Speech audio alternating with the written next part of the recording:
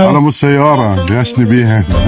ابن عمك غشك بالسياره؟ ايه غشني بالسياره مالتي. ايه؟ ايه وتخاربتوا؟ ايه نعم. واليومك لا هو يتصل عليك ولا هان؟ لا مالتي. زين شو رايك تصالحك على مود تربح ويانا؟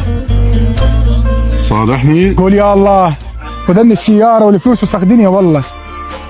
شلون ده هو ابن عمي وهي تسوي العاده الغريب شو يسوي؟